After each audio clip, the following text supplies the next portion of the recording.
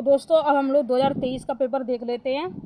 तो यहाँ पर आपको समय 3 घंटे का मिलेगा और अधिकतम अंक यहाँ पर आपको 200 और वही सब विशेष अनुदेश में लिखा है। एक बार हम लोग देख ही लेते हैं।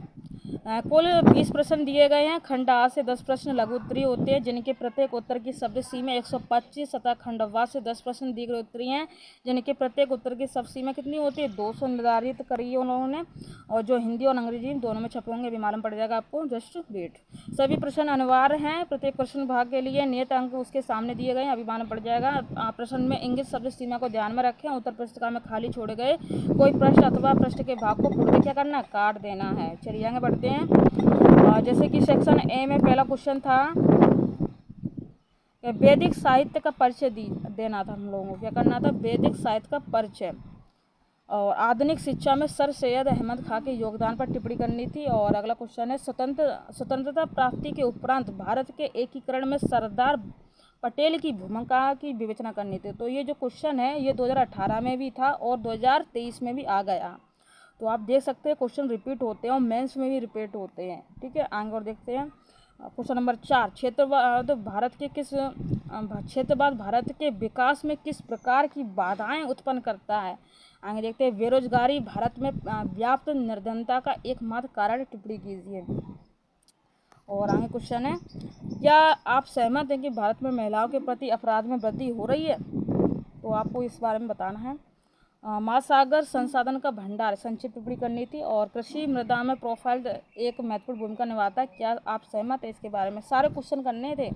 ठीक है, तो आगे देखते हैं। क्वेश्चन नंबर 9, दक्षिण एशिया में रोहिंग्या शरणार्थी पर प्रकाश डालना था, रोहिंग्या शरणार्थी पर। और 9 नंबर चैनल के सामरिक महत्व पर एक संक्षिप्त टिप्पणी करनी थी। और आगे देखते हैं। खंड बी सेक्शन बी आ गए हम लोग। तो क्वेश्चन नंबर 11, नगर शैली के मंदिरों की वास्तुकला विशेषताओं पर वर्णन करना था। 1857 के स्वतंत्रता संग्राम के वैचारिक आयामों को रेखांकित करना था। जर्मनी के एकीकरण में बिस्मार्क की भूमिका का मूल्यांकन करना था।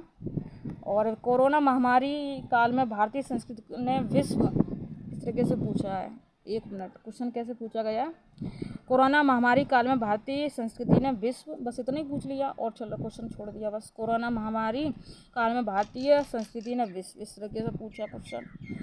तो आप देख सकते हैं ये कहाँ 2020-21 में आया था और 2023 में भी क्वेश्चन आ गया। और पूरा अच्छे से लिखा भी नहीं है आयोग ने ये क्वेश्चन, ऐसे ही लिख दिया कोरोना महामारी काल में भारतीय संस्कृति ने विश्व, इस तरीके से आपको करना है ये क्वेश्चन। ठीक है, एक बार आप ChatGPT पर देख लेना, शायद वहाँ पर आपको इसका हल मिले। ठीक है, चलिए question number 15, 1 minute. Question number 15, महिला सशक्तिकरण में महिला संगठनों की भूमिका का मूल्यांकन करना था। और फिर क्वेश्चन नंबर 16, शहरीकरण की प्रक्रिया समाज के लिए विकास या विनाश, अपना मत देना है, आपको लिखना है यहाँ पर। और भारत में आंतरिक मानव प्रवास के कारणों एवं परिणामों की व्याख्या करनी थी। भारत में एल नीनो और दक्षिण पश्चिमी मानसून के बीच संबंधों की व्याख्या कीजिए और उसके कृषि पर प्रभाव बताइए। 1 मिनट, कृषि पर प्रभाव बताइए इस तरीके से। शीतोष्ण चक्रवात पर एक संक्षिप्त टिप्पणी लिखी है, यह भारत को कैसे प्रभावित करता है। भारत की खनिज विकास नीति की व्याख्या कीजिए, इस तरीके से क्वेश्चन पूछे गए। तो आज